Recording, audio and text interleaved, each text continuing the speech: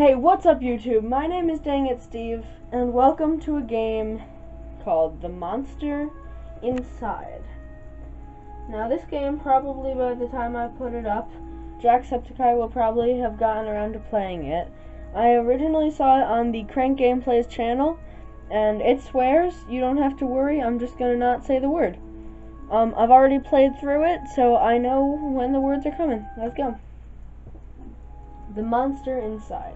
An audio-visual novella by Random Seed Games. My head pounded. Ears still ringing slightly. Some of the worst nightmares I've had in years left me feeling like I'd been punched in the jaw. But just like any other day, I dragged myself to the office.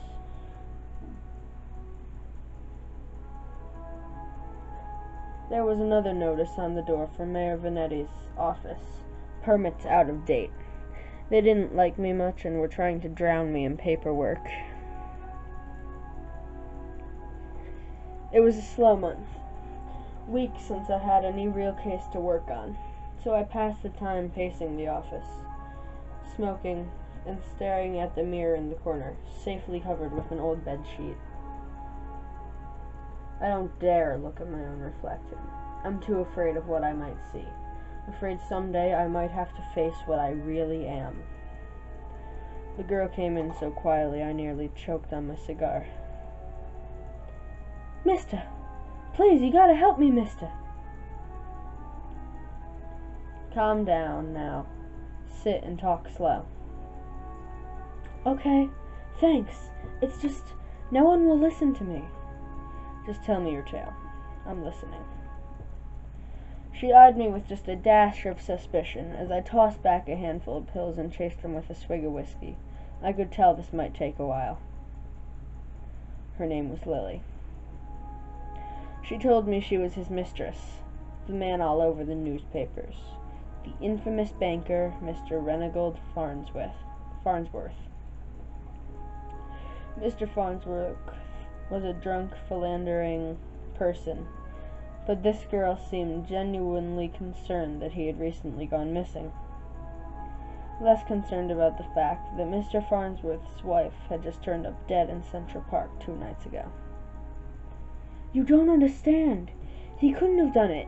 He hated his wife, but he couldn't have killed her. Everyone thinks it was him, and no one believes me. He's gotta be in trouble. I ain't saying I believe you, but what makes you think he's in danger? Well, mister, Jack. You can just call me Jack. Jack, whoever did that to his wife must have been the one who took him. He would never have left without me. He promised me. I'm sure Mr. Farnsworth promised this poor girl a lot of things. Please, the cops won't listen to me, and they want to bring him in on charges. You gotta prove it wasn't him before they find him. Honestly, I doubt they're in too much of a hurry. Farnsworth had practically the entire police force in his deep pockets, probably why they hadn't found much yet. If they found him and brought him in, it would be due to public pressure.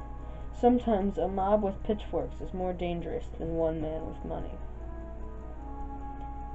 You've got my courtesy, but you might not like what I find. Or, I can help you. We'll get to the bottom of it. Don't you worry now. I'm gonna go with, you've got my courtesy, but you might not like what I find. Oh, thank you, Mr. Jack. Now, thank you. But please, be careful. I don't think this was just any murderer or kidnapper. I think it was a beast. The word struck me funny, like when you draw your elbow on a hard corner.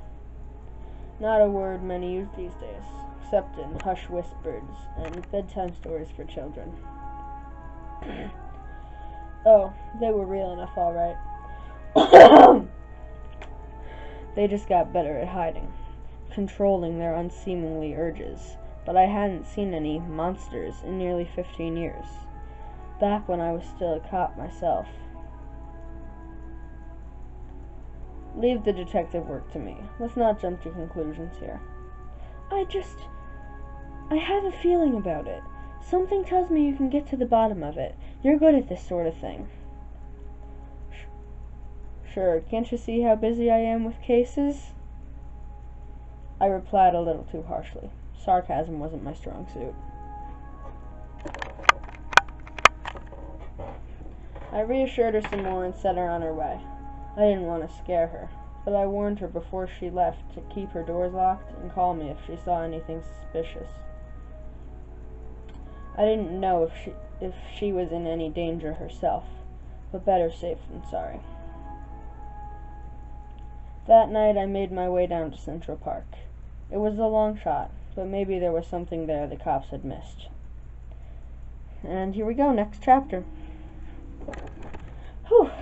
The scene was already picked clean by the cops days ago, but I've got a knack for finding things others overlook. Hello, crime scene. A knack. More of a symptom of a condition. Other, less useful symptoms I kept in check. But for the time being, my keen sense of smell would come in handy. It was faint, but I could smell it before I even approached the police line. The scent was less of a thing and more of an emotion. Seduction. Of a strangely familiar smell. I expected the scent of trepidation, or maybe even outright fear, but Mrs. Farnsworth seemed to have been at the height of her pleasure when she left this world. Brought a new meaning to a crime of passion. Pushing the thought from my mind, it was time to get down to business. Time to investigate the scene. Can you see that? I'm circling something. Muddy footprints everywhere. Difficult to pick out anything from the prints the cops left behind in their haste. But cops don't wear $2,000 pairs of Carquinos. It looked like Mr. Farnsworth was there that night, and walked away on his own 2 feet. A burn mark on a nearby tree caught my eye. I ran my finger along its length and felt a chill down my spine. This wasn't just any burn mark. This was the mark of an ancient magic. It's doubtful the cops would have picked up on it. Could Lily have been right? Something unnatural was at play here. But I was no stranger to the strange. After looking around for a while longer, I realized the park had given up all it was hiding from me. So I trudged back to my apartment, and my head hit my pillow like it owed me money. Next chapter.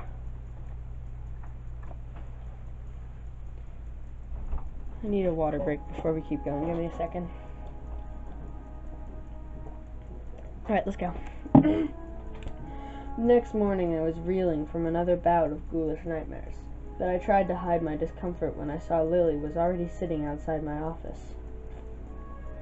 She waited wordlessly as I unlocked the door and ripped down another notice from the mayor's office. I motioned for her to step inside. Seemingly afraid of what I might say, she finally worked up the courage to ask. So, what did you find? Not sure about beasts, but something unnatural was at play. Unnatural? How do you mean? A spell's mark, rarely seen these days, but unmistakable. What does that mean? What about Reggie? Do you know where he might be? There were signs he was at the scene and slipped away. My tone indifferent towards her as I turned and grabbed a bottle from my desk drawer. A dryness in my throat made it difficult to swallow my meds. But you don't know where he went? Do you think the news this morning is related? What news is that? Haven't you heard? Nope. Rough night followed by a rough morning. They found the police chief's wife dead down by the docks. They say it happened last night. Let me guess. Chief Amato is missing too? My face might have betrayed a hint of satisfaction as she confirmed my suspicions, but it faded quickly. Amato was a bad cop and a bad chief. He was half the reason I left the force, but now his wife was dead and I had more questions than I did the day before.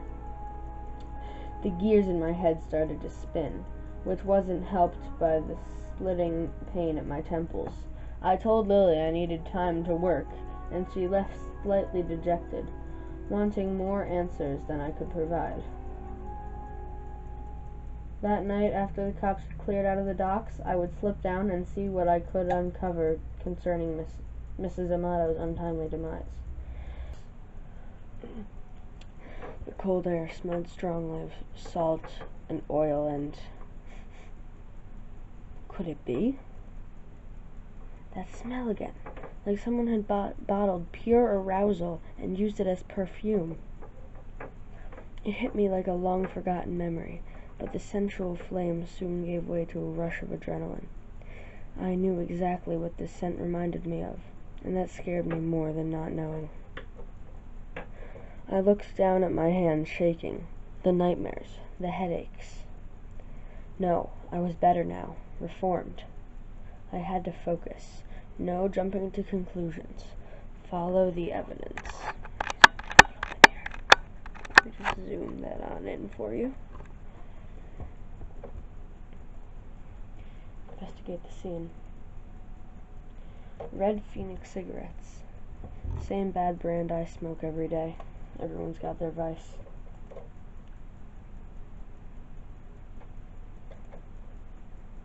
There, just there, the smallest piece of purple fabric, torn and caught in a splinter of the board. The police report didn't say anything about Mrs. Amato wearing purple, and it was certainly of a quality that you wouldn't expect down here. Don't see too many high society types around flaunting royal purple threads. I pulled out my own pack of reds and lit up.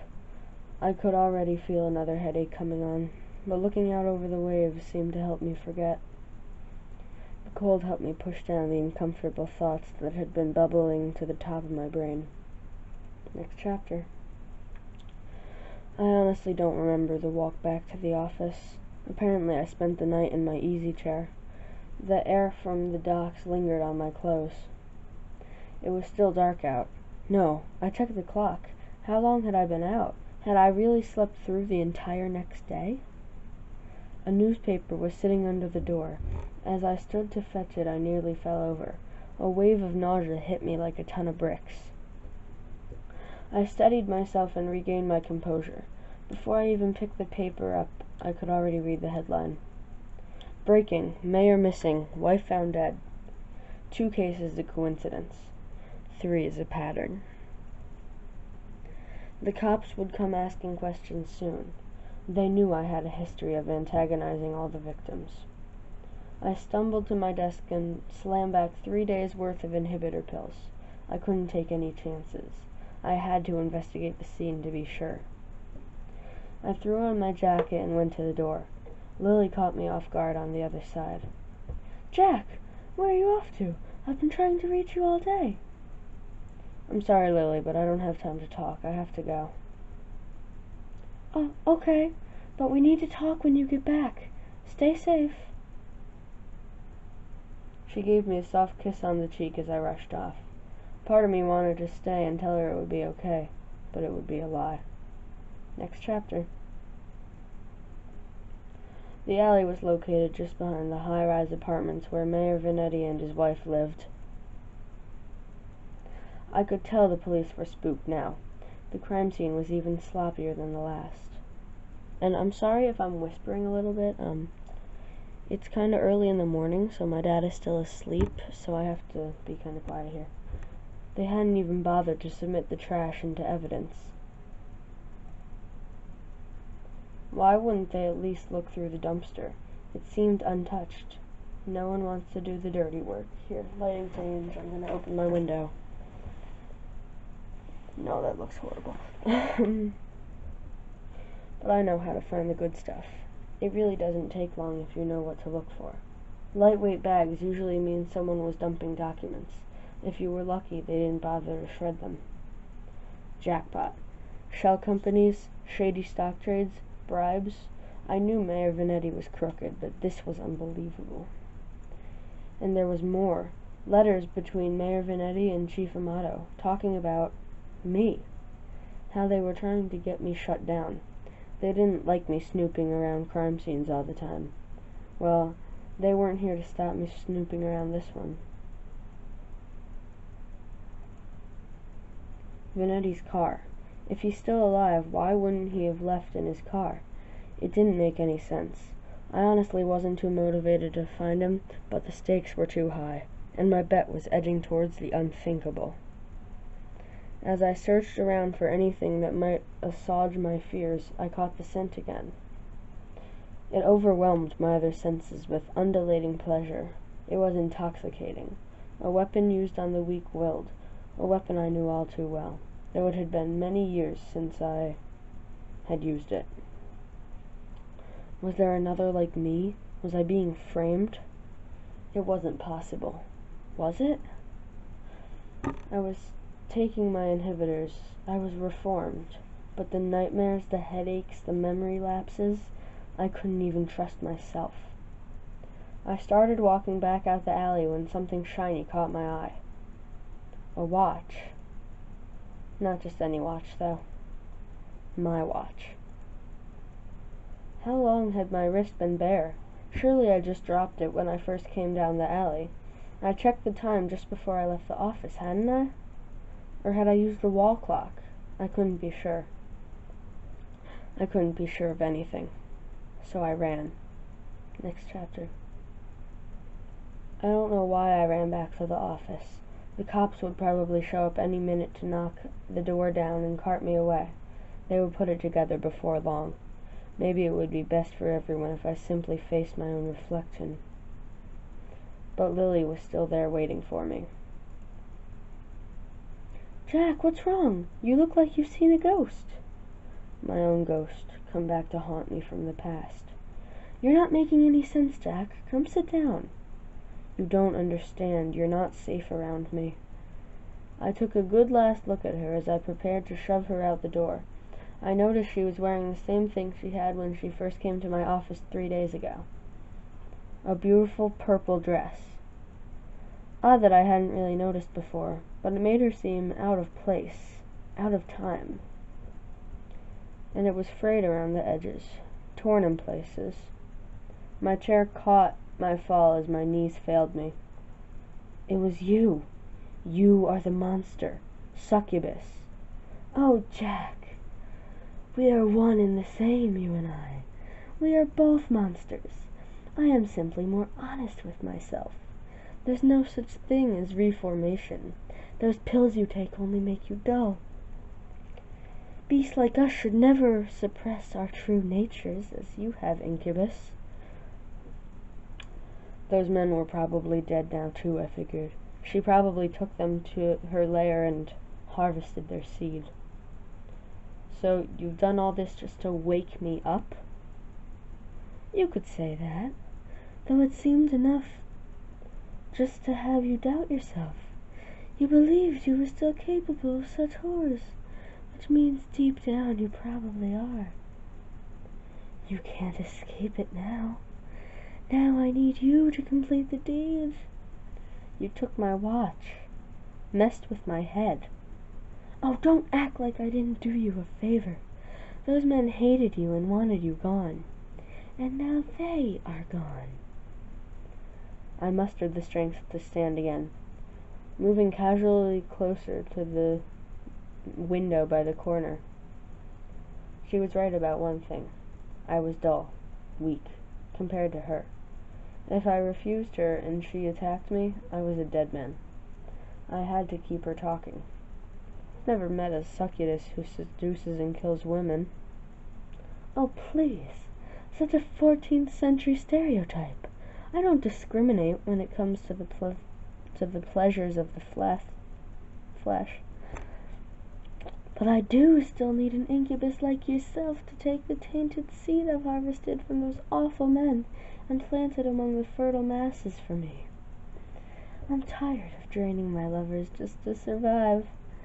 I'm ready to settle down and start a family." That maniacal laughter. I positioned myself carefully, making sure she was looking my direction. Sorry, but I'm not your guy. With a quick flick of my wrist, I whipped the old bedsheet off the corner mirror. Lily was blinded by her own reflection, and sucked into the mirror with a painful, monstrous scream. Trapped. Shielding my own eyes, I pulled a revolver from my desk-side drawer, aimed it at the mirror, and fired.